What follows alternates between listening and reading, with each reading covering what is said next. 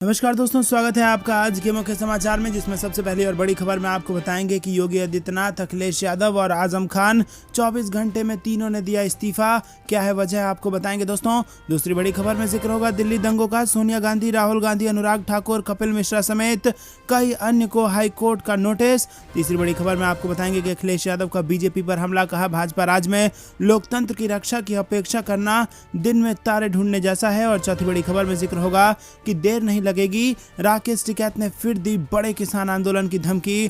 क्यों भड़के भारतीय किसान यूनियन नेता, आपको बताएंगे। साथ ही साथ पांचवी बड़ी खबर में जिक्र होगा पेट्रोल डीजल के दामों का। एलपीजी, डीजल और पेट्रोल के दामों पर लगा लॉकडाउन अब हट गया, अब थाली बजाओ, राहुल गांधी ने कसा तंज। दोस्तों, हर एक खबर की गहराई में आपको ले जाएंगे, लेकिन उससे पहले अगर आप भी मोदी सरकार का विरोध महंगाई को लेकर करते हैं तो आप अभी इस वीडियो को लाइक कीजिए, और चैनल पर नए हैं तो लाल बटन को दबा के चैनल को सब्सक्राइब करके घंटी बजाकर कमेंट में लिखिए जय हिंद। दोस्तों, रुक करते हैं सबसे पहली और बड़ी खबर की तरफ, जो कि उत्तर प्रदेश से आ रही है, जहां पर आपको बता दें कि योगी आदित्यनाथ, अखिलेश यादव और आजम खान समेत कई नेताओं ने 24 घंटे में दिए इस्तीफे। क्या है इसकी वजह, ये आपको बता दें दोस्तों। ये बेहद बड़ी खबर उत्तर प्रदेश से निकल के आ रही है, जहां पर उत्तर प्रदेश में 25 मार्च को योगी सरकार का शपथ ग्रहण होना है, लेकिन इससे पहले सोमवार से मंगलवार के बीच 24 घंटे में 3 बड़े इस्तीफे हुए हैं। ये इस्तीफा योगी आदित्यनाथ, अखिलेश यादव और आजम खान का है। योगी आदित्यनाथ ने विधान परिषद की सदस्यता से इस्तीफा दे दिया है, तो वहीं अखिलेश यादव और आजम खान ने लोकसभा की सदस्यता से इस्तीफा दे दिया है। बता दें आपको कि इन इस्तीफों की क्या वजह है। दरअसल दोस्तों, उत्तर प्रदेश के कार्यवाहक सीएम योगी आदित्यनाथ ने सोमवार शाम को विधान परिषद की सदस्यता से इस्तीफा दे दिया। वो इस बार गोरखपुर शहरी सीट से विधायक चुने गए हैं, और 2017 विधानसभा चुनाव के बाद योगी आदित्यनाथ को विधायक दल का नेता चुना गया था। वो तब गोरखपुर से सांसद थे, और ऐसे में उन्होंने सांसद पद से इस्तीफा दे दिया था, और 8 सितंबर 2017 को निर्विरोध विधान परिषद के सदस्य चुने गए थे। उन्होंने एमएलसी रहते हुए सीएम पद का कार्यकाल पूरा किया। हालांकि इस बार बीजेपी ने योगी आदित्यनाथ को चुनाव लड़ाने का फैसला किया है। योगी गोरखपुर शहरी सीट से चुनाव मैदान में उतरे थे, और योगी ने इस सीट से सपा की सुभावती शुक्ला को 1 लाख से ज्यादा वोट से हराया। ऐसे में वो अब विधायक हैं, और उन्होंने एमएलसी पद से इस्तीफा दे दिया है। वहीं सपा अध्यक्ष अखिलेश यादव इस बार विधानसभा चुनाव में करहल सीट से मैदान में उतरे थे, और उन्होंने इस सीट से बीजेपी प्रत्याशी और केंद्रीय मंत्री एसपी बघेल को मात दी है। दोस्तों, ऐसे में उन्हें एक सदन से इस्तीफा देना था। लोकसभा में सपा की 5 सीटें हैं, ऐसे में माना जा रहा था कि वो करहल सीट से इस्तीफा दे देंगे और लोकसभा के सदस्य बने रहेंगे, लेकिन अखिलेश यादव ने लोकसभा से इस्तीफा देकर सबको चौंका दिया। जानकारों की मानो तो अखिलेश यादव 2027 के विधानसभा चुनाव पर फोकस कर रहे हैं। ऐसे में वो विधायक रहकर राज्य की राजनीति पर ध्यान केंद्रित करना चाहते हैं। दोस्तों, रुक करते हैं अगली बड़ी खबर की तरफ। कपिल मिश्रा समेत कई अन्य को हाई कोर्ट ने थमाया नोटिस। जी हां दोस्तों, दिल्ली हाईकोर्ट ने उत्तर पूर्वी दिल्ली हिंसा और राजनीतिक नेताओं के कथित भड़काऊ भाषणों के संबंध में याचिकाओं के बीच एक सुनवाई करते हुए मंगलवार को सोनिया गांधी, राहुल गांधी, अनुराग ठाकुर और कपिल मिश्रा समेत कई प्रमुख व्यक्तियों, कार्यकर्ताओं और अन्य लोगों को नए नोटिस जारी किए हैं। दोस्तों, रुक करते हैं अगली बड़ी खबर की तरफ। अखिलेश यादव का बीजेपी पर हमला, कहा भाजपा राज में लोकतंत्र की रक्षा की अपेक्षा करना दिन में तारे ढूंढना जैसा है। जी हां दोस्तों, समाजवादी पार्टी के अध्यक्ष अखिलेश यादव ने लोकसभा की सदस्यता से इस्तीफा दे दिया है, और अखिलेश यादव ने मंगलवार को लोकसभा अध्यक्ष ओम बिरला से उनके कक्ष में मुलाकात कर निचले सदन की सदस्यता से इस्तीफे का पत्र सौंपा।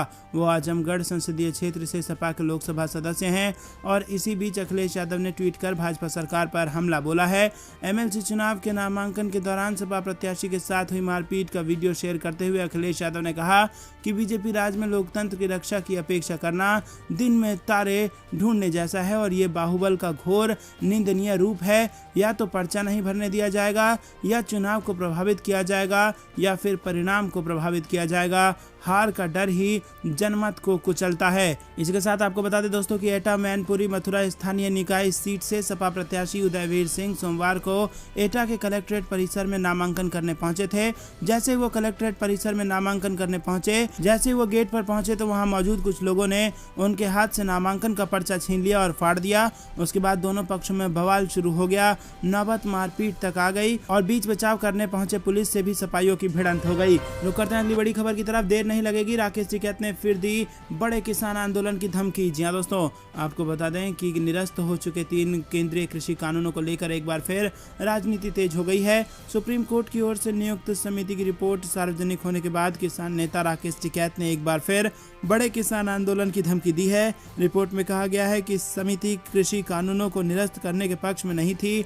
ऐसे में किसान नेताओं को एक बार फिर कृषि कानूनों को वापस लाए जाने की आशंका है। भारतीय किसान यूनियन के नेता राकेश टिकैत ने मंगलवार को ट्वीट किया, 3 कृषि कानूनों के समर्थन में घनवट ने सुप्रीम कोर्ट को सौंपी रिपोर्ट सार्वजनिक कर साबित कर दिया कि वो केंद्र सरकार की ही कठपुतली थे और इसकी आड़ में इन बिलों को फिर से लाने की केंद्र की मंशा है, तो देश में और बड़ा किसान आंदोलन खड़े होते देर नहीं लगेगी।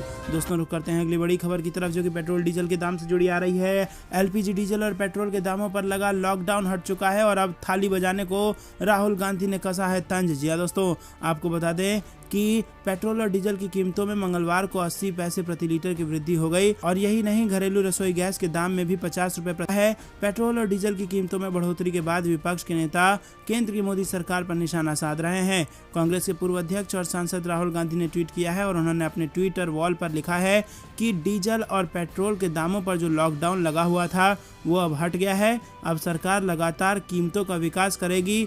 महंगाई के महामारी के बारे में प्रधानमंत्री जी से पूछिए तो वो कहेंगे थाली बजाओ। मंगलवार को घरेलू एलपीजी सिलेंडर की कीमतों में 50 रुपए का इजाफा किया गया, जिसे लेकर सपा सुप्रीमो अखिलेश यादव ने मोदी सरकार पर तंज कसा है। यूपी के पूर्व सीएम अखिलेश यादव ने ट्वीट कर रसोई गैस सिलेंडर के दामों में बढ़ोतरी को लेकर केंद्र की भाजपा सरकार का जमकर घेराव किया। उन्होंने अपने ट्विटर वॉल पर लिखा कि जनता को दिया भाजपा सरकार ने महंगाई का एक और उपहार। लखनऊ में रसोई गैस सिलेंडर हुआ 1000 के पास और पटना में 1000 के पार। चुनाव खत्म, महंगाई शुरू। जी हाँ दोस्तों, आपको बता दें कि जबरदस्त महंगाई की चपेट में आने वाला है देश और ऐसे में अब विपक्ष मोदी सरकार पर तंज भी कस रहा है। रुक करते हैं अगली बड़ी खबर की तरफ, जो कि पंजाब से आ रही है। कॉन्ट्रैक्ट पर काम कर रहे 35,000 कर्मचारियों को परमानेंट करेगी भगवंत मान सरकार। जी हाँ दोस्तों, पंजाब के सरकारी कर्मचारियों के लिए खुशखबरी है। आम आदमी पार्टी के नेता और पंजाब के नवनिर्वाचित मुख्यमंत्री भगवंत मान ने बड़ी घोषणा की है। पंजाब के नए सीएम भगवंत मान ने कहा है कि राज्य में कॉन्ट्रैक्ट पर काम कर रहे 35,000 कर्मचारियों को उनकी सरकार स्थायी करेगी। पंजाब के मुख्यमंत्री श्री मान ने मंगलवार को कहा कि उनकी सरकार राज्य में संविदा पर काम करने वाले 35,000 कर्मचारियों की सेवाएं नियमित कर देगी और भगवंत मान ने एक वीडियो संदेश में कहा कि समूह सी और डी के 35,000 संविदा कर्मचारियों की सेवाओं को नियमित करने का निर्णय ले लिया गया है। उन्होंने कहा कि यह ऐतिहासिक फैसला है। भगवंत मान ने कहा कि पंजाब विधानसभा चुनावों से पहले उनकी पार्टी ने सत्ता में आने पर संविदा कर्मियों की सेवाएं नियमित करने का वादा किया था। मुख्यमंत्री ने कहा कि उन्होंने विधानसभा के अगले सत्र से पहले इस संबंध में विधेयक का मसौदा तैयार करने का निर्देश मुख्य सचिव को दे दिया है ताकि उसे विधानसभा में पारित कराया जा सके और उसे लागू किया जा सके। दोस्तों, रुक करते हैं अगली बड़ी खबर की तरफ। मोदी सरकार पर भड़के वरुण गांधी, खोल कर रख दी इतनी बड़ी पोल। जी हां दोस्तों, भाजपा सांसद वरुण गांधी ने एक बार फिर से अपनी ही पार्टी पर हमला किया है। उन्होंने बैंक और रेलवे के निजीकरण को लेकर चिंता जाहिर की और इस नेता ने कहा कि सरकार के इस कदम से बहुत सारे लोगों के रोजगार चले जाएंगे। पीलीभीत से सांसद वरुण गांधी अक्सर अपनी ही पार्टी यानी भाजपा को अपने सवालों से घेरते रहते हैं। वहीं दोस्तों, वरुण गांधी ने ट्वीट करके लिखा कि केवल बैंक और रेलवे का निजीकरण ही 5 लाख कर्मचारियों को जबरन सेवानिवृत्ति यानी बेरोजगार कर देगा। समाप्त होती हर नौकरी के साथ ही समाप्त हो जाती है लाखों परिवारों की उम्मीदें। सामाजिक स्तर पर आर्थिक असमानता पैदा कर एक लोक कल्याणकारी सरकार पूंजीवाद को बढ़ावा कभी नहीं दे सकती। दोस्तों, रुक करते हैं अगली बड़ी खबर की तरफ। उत्तर प्रदेश की राजनीति पर अब रहेगा अखिलेश यादव का फोकस। भाजपा सरकार से भी जोरदार भिड़ंत को तैयार हैं अखिलेश यादव। जी हां दोस्तों, समाजवादी पार्टी के अध्यक्ष उत्तर प्रदेश के पूर्व मुख्यमंत्री अखिलेश यादव ने मंगलवार को लोकसभा से इस्तीफा दे दिया और आजमगढ़ के सांसद के रूप में अपना इस्तीफा देने के एक दिन पहले अपने क्षेत्र में रहे अखिलेश यादव का फोकस अब उत्तर प्रदेश पर ही रहेगा। इसके लिए सोमवार को उन्होंने आजमगढ़ लोगों से भी सीट छोड़ने के बारे में चर्चा की थी। आजमगढ़ की सभी 10 विधानसभा क्षेत्र में जीत दर्ज करने वाली समाजवादी पार्टी को भी भरोसा है कि पार्टी लोकसभा का उपचुनाव भी जीतेगी। आजमगढ़ के साथ रामपुर को भी समाजवादी पार्टी का गढ़ माना जाता है और अब आजमगढ़ के साथ रामपुर में लोकसभा का उपचुनाव होगा और उत्तर प्रदेश में समाजवादी पार्टी के 5 में से 2 सांसदों के इस्तीफा देने के बाद लोकसभा में उनका संख्या बल कम हो जाएगा। अखिलेश यादव तथा आजम खान खान के इस्तीफे दे देने के बाद अब 2024 से पहले उत्तर प्रदेश के आजमगढ़ तथा रामपुर में लोकसभा के उपचुनाव होंगे। कश्मीर फाइल्स की कमाई पर अखिलेश यादव की सलाह, पंडितों की मदद पर भी दिया जवाब। जी हां दोस्तों, समाजवादी पार्टी के मुखिया और पूर्व मुख्यमंत्री अखिलेश यादव ने कहा कि द कश्मीर फाइल्स फिल्म को इस समय इसीलिए रिलीज किया गया है ताकि यूपी चुनाव के नतीजों पर बहस ना हो।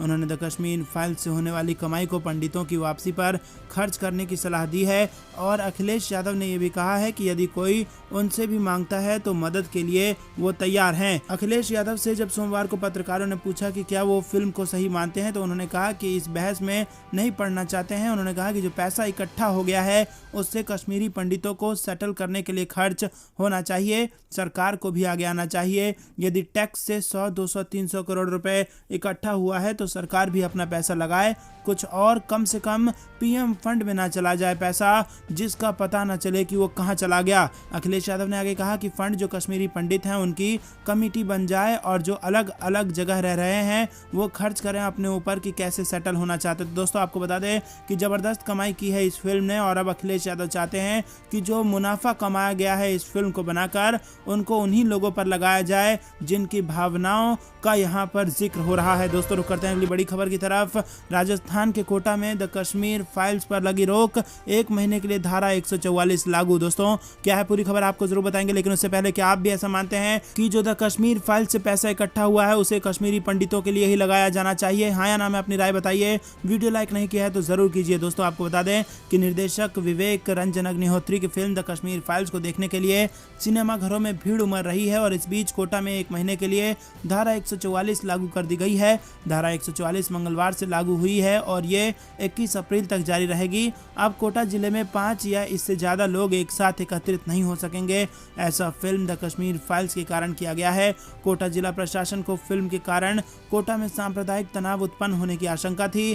कार्यवाहक जिला कलेक्टर राजकुमार सिंह ने इस संबंध में सोमवार को कोटा शहर में 1 महीने तक ना तो कोई जुलूस निकाला जा सकेगा और ना ही प्रदर्शन होगा। रुक करते हैं अगली बड़ी खबर की तरफ। जेब पर फिर पड़ा बोझ, दूध और पेट्रोल डीजल के बाद अब एलपीजी सिलेंडर हो गया है महंगा। जी हाँ दोस्तों आपको बता दें कि रसिया यूक्रेन वार की वजह से कच्चे तेल के दाम में उबाल का इम्पैक्ट अब घरेलू स्तर पर दिखने लगा है। ऑयल मार्केटिंग कंपनियों ने मंगलवार को घरेलू गैस सिलेंडर के दाम बढ़ा दिए हैं और इससे पहले कंपनियों ने पेट्रोल और डीजल के दाम में भी 80 पैसे प्रति लीटर का इजाफा किया था। इससे कुछ दिन पहले ही प्रमुख दूध कंपनियों ने 2 से 5 रुपए प्रति लीटर तक बढ़ा दिए थे और इस तरह आम लोगों पर एक साथ महंगाई की मार पड़ी है। 14.2 किलोग्राम वाला घरेलू एलपीजी सिलेंडर मंगलवार से 50 रुपए महंगा हो गया है और कई महीने के अंतराल के बाद एलपीजी सिलेंडर के रेट बढ़े हैं। आखिरी बार घरेलू एलपीजी सिलेंडर के रेट 6 अक्टूबर 2021 को बदले गए थे। दिल्ली में घरेलू एलपीजी सिलेंडर की कीमत 949 रुपए 50 पैसे हो गई है और इससे पहले यह 899 रुपए 50 पैसे थी। दोस्तों रुक करते हैं अगली बड़ी खबर की तरफ। गुजरात चुनाव पर आम आदमी पार्टी की नजर, पंजाब के चाणक्य को प्रभार, अरविंद केजरीवाल और भगवंत मान करेंगे रोड शो। जी हाँ दोस्तों, पंजाब जीतने के बाद इस बार गुजरात में आम आदमी पार्टी कहीं ज्यादा जोश के साथ चुनावी मैदान में उतरने वाली है। अरविंद केजरीवाल ने गुजरात चुनाव की तैयारियां शुरू कर दी हैं और पंजाब चुनाव में आम आदमी पार्टी की शानदार जीत की पटकथा लिखने वाले संदीप पाठक को गुजरात में आम आदमी पार्टी के राजनीतिक मामलों का प्रभारी नियुक्त किया गया है। आईआईटी दिल्ली के संकाय सदस्य पाठक को आपका चाणक्य कहा जाता है और पार्टी सूत्रों ने कहा है कि वो कई वर्षों से पर्दे के पीछे से पार्टी के लिए काम कर रहे हैं और उन्होंने पंजाब में पूरा संगठन कैडर बनाया है। वहीं दोस्तों पंजाब में सटीक और वैज्ञानिक सर्वेक्षण करने, उम्मीदवारों के चयन और पंजाब में आम आदमी पार्टी की शानदार जीत के लिए पूरी रणनीति तय करने के पीछे का किरदार संदीप पाठक ही थे। ऐसे में पार्टी भाजपा शासित गुजरात में आगामी विधानसभा चुनाव में पार्टी की सफलता के लिए उन पर भरोसा कर रही है। उनके प्रभार के साथ ही पंजाब में राजनीतिक दौरों का आगाज भी शुरू होने जा रहा है। रुक करते हैं अगली बड़ी खबर की तरफ। केंद्र सरकार के खिलाफ एक बार फिर फूटा किसानों का गुस्सा, मांगे पूरी नहीं होने पर केंद्र को दी ये चेतावनी। जी हाँ दोस्तों, आपको बता दें कि उत्तर प्रदेश में संयुक्त किसान मोर्चा के आह्वान पर भारतीय किसान यूनियन के कार्यकर्ताओं और किसानों ने मुजफ्फरनगर जनपद में जिला कलेक्ट्रेट में धरना प्रदर्शन करते हुए ज्ञापन सौंपा। दिल्ली की सीमाओं पर चल रहे किसान आंदोलन को लेकर केंद्र सरकार से समझौता होने के बाद समाप्त होने के बाद अब एक बार फिर किसानों में केंद्र सरकार के खिलाफ गुस्सा फूट रहा है और इसके चलते उत्तर प्रदेश में संयुक्त किसान मोर्चा के आह्वान पर भारतीय किसान यूनियन के कार्यकर्ताओं और किसानों ने पश्चिमी उत्तर प्रदेश के मुजफ्फरनगर जनपद औरंगाबाद में सोमवार को जिला कलेक्ट्रेट में धरना प्रदर्शन करते हुए राष्ट्रपति के नाम प्रशासनिक अधिकारियों को एक ज्ञापन सौंपा। इस दौरान भारतीय किसान यूनियन के मुजफ्फरनगर जिला अध्यक्ष योगेश शर्मा ने कहा किए गए वादे को पूरा न करने को लेकर राष्ट्रपति के नाम संयुक्त किसान मोर्चा के आह्वान पर जिला कलेक्ट्रेट पर प्रदर्शन कर ज्ञापन जिला प्रशासन को सौंपा गया है। रुक करते हैं अगली बड़ी खबर की तरफ। उत्तर प्रदेश में विधान परिषद की एक और सीट खाली, योगी आदित्यनाथ ने दिया इस्तीफा। जी हां दोस्तों, उत्तर प्रदेश विधानसभा चुनाव के बाद अब 9 अप्रैल से विधान परिषद की 36 सीटों का चुनाव होना है और इसी बीच विधान परिषद की एक और सीट खाली हो गई है। उत्तर प्रदेश के मुख्यमंत्री योगी आदित्यनाथ ने मंगलवार को उत्तर प्रदेश विधान परिषद के सभापति कुंवर मानवेंद्र सिंह को अपना इस्तीफा दे दिया है, जिसे उन्होंने स्वीकार भी कर लिया है। योगी आदित्यनाथ ने गोरखपुर शहर से विधायक चुने जाने के बाद विधान परिषद के सदस्य पद से इस्तीफा दे दिया है और उनका कार्यकाल 6 जुलाई 2022 तक का ही था। दोस्तों, उत्तर प्रदेश में पहली बार विधानसभा के सदस्य बनने वाले योगी आदित्यनाथ ने विधान परिषद सदस्य पद से इस्तीफा दे दिया है। रुक करते हैं अगली बड़ी खबर की तरफ। दिल्ली में भगत सिंह के नाम पर खुलेगा स्कूल, फौज में भर्ती होने की दी जाएगी ट्रेनिंग, अरविंद केजरीवाल ने किया बड़ा ऐलान। जी दोस्तों, दिल्ली के मुख्यमंत्री अरविंद केजरीवाल ने प्रेस कॉन्फ्रेंस कर बड़ा ऐलान कर दिया है। उन्होंने बताया कि दिल्ली में सैनिक स्कूल का नाम शहीद भगत सिंह के नाम पर रखा जाएगा। यहाँ बच्चों को फौज में भर्ती होने की ट्रेनिंग दी जाएगी। उन्होंने कहा कि 23 मार्च को शहीद आजम भगत सिंह का शहादत दिवस है और 23 मार्च को भगत सिंह, सुखदेव और राजगुरु को फांसी पर लटका दिया गया था। 20 दिसंबर को कैबिनेट ने फैसला किया था कि दिल्ली में एक ऐसा स्कूल बनाएंगे जहां पर बच्चों को फौज में भर्ती होने की ट्रेनिंग दी जाएगी ताकि वो एनडीए, सेना, नेवी और एयरफोर्स में भर्ती हो सकें। केजरीवाल ने बताया कि उस स्कूल का नाम शहीद आजम भगत सिंह के नाम पर रखा जाएगा। उस स्कूल का नाम होगा शहीद Bhagat Singh armed preparatory school. जी हाँ दोस्तों, उन्होंने बताया कि इस स्कूल में पढ़ाई से लेकर सब कुछ फ्री होगा। यह आवासीय होगा और इसमें लड़के और लड़कियों के अलग अलग रहने की व्यवस्था की जाएगी। मुख्यमंत्री केजरीवाल ने कहा कि स्कूल के लिए 14 एकड़ का कैंपस बनाया जा रहा है। स्कूल के अंदर अफसरों वाली क्वालिटी छात्रों को सिखाई जाएगी। यहाँ पर एक्सपर्ट फैकल्टी साफ तौर से रिटायर्ड आर्मी, नेवी, एयरफोर्स अफसर होंगे और उन्होंने बताया है कि दिल्ली का रहने वाला कोई भी बच्चा इसमें एडमिशन ले सकता है।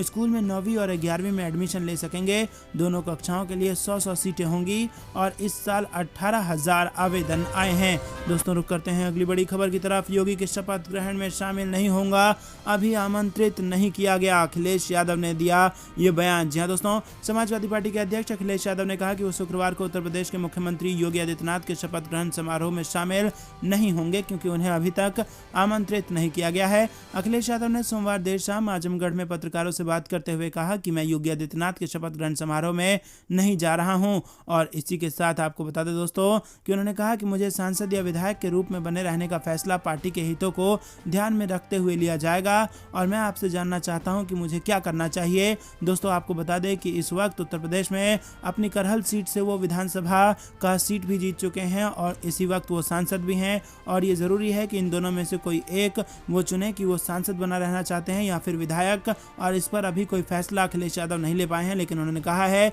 कि जो पार्टी के हित में होगा और प्रदेश के हित में होगा वही किया जाएगा। अखिलेश यादव का बड़ा बयान, बोले चुनाव में हुई धांधली, बहस ना हो इसीलिए कश्मीर फाइल्स लाई गई। जी हाँ दोस्तों, समाजवादी पार्टी के प्रमुख अखिलेश यादव ने विधानसभा चुनाव में बीजेपी की जीत और अपनी पार्टी की हार को लेकर सरकार पर हमला बोला है। अखिलेश यादव ने कहा कि चुनाव में हुई धांधली पर बहस ही ना हो इसीलिए फिल्म कश्मीर फाइल्स लाई गई है। अखिलेश यादव ने कई सीटों का ब्यौरा देते हुए बताया कि बड़े पैमाने पर धांधली की गई है। सोमवार को अचानक अपने संसदीय क्षेत्र आजमगढ़ पहुंचे अखिलेश यादव ने विधायक और पूर्व मंत्री दुर्गा यादव के आवास पर मीडिया से बातचीत की। अखिलेश यादव ने यह भी कहा कि कश्मीर फाइल्स से होने वाली कमाई से कश्मीरी विस्थापितों के लिए काम होना चाहिए। इसके लिए 25 लोगों की कमेटी बनाई जाए। कमेटी तय करे कि जो पैसा इकट्ठा हो रहा है वो कैसे खर्च हो। सरकार को भी आगे आना चाहिए। पूरा पैसा प्रधानमंत्री फंड में ना चला जाए। अलग अलग जगह रह रहे लोगों से बातचीत कर उनके ऊपर पैसा खर्च होना चाहिए। अखिलेश यादव ने विधानसभा चुनाव में धांधली का आरोप लगाते हुए कहा कि एमएलसी चुनाव पर भी हमें प्रशासन से लड़ना होगा। अखिलेश यादव ने कहा कि मुरादाबाद में 1,47,000 वोट पाने वाले की काउंटिंग 2.5 घंटे तक रोक दी गई। बाद में पता चला कि 700 वोटों से वो हरा दिया गया। दोस्तों रुक करते हैं अगली बड़ी खबर की तरफ। बसपा और कांग्रेस हट गए पीछे, बीजेपी और सपा में एमएलसी इलेक्शन में फिर होगा मुकाबला और इस चुनाव में कौन पड़ेगा भारी, ये बना हुआ है सवाल। जी हाँ दोस्तों, हाल ही में उत्तर प्रदेश विधानसभा चुनाव के आए नतीजे में भाजपा भारी पड़ी है। यूपी में बीजेपी सरकार बनाने जा रही है और यूपी एक और मुकाबले का गवाह बनने जा रहा है। उत्तर प्रदेश विधान परिषद के चुनावों की घोषणा हो चुकी है। 9 अप्रैल को वोटिंग होगी। दिलचस्प ये है कि इस बार भी समाजवादी पार्टी और बीजेपी के बीच सीधा मुकाबला होगा। कांग्रेस और बसपा ने इस चुनाव के लिए अपने प्रत्याशी खड़े नहीं किए हैं। सपा विधान परिषद के चुनाव में सदन में एक बार फिर अपना बहुमत करने की कोशिश करेगी, जबकि भाजपा विधानसभा के बाद अब विधान परिषद में भी बहुमत हासिल करने का प्रयास करेगी। चुनाव की मतगणना आगामी 12 अप्रैल को होगी। भाजपा ने आगामी 9 अप्रैल को होने वाले इस चुनाव के लिए सोमवार को अपने 6 और प्रत्याशियों के नाम घोषित कर दिए हैं। इससे पहले पार्टी ने 30 उम्मीदवारों के नाम का ऐलान किया था। पार्टी ने जिन 36 उम्मीदवारों को मैदान में उतारा है, उनमें से 5 समाजवादी पार्टी छोड़कर भाजपा में शामिल हुए हैं। तो दोस्तों ये थी दिन भर कुछ बेहतरीन और बड़ी खबरें। तक बने रहने के लिए बहुत बहुत धन्यवाद। देख रहे थे आपका अपना चैनल जय हिंद जय भारत।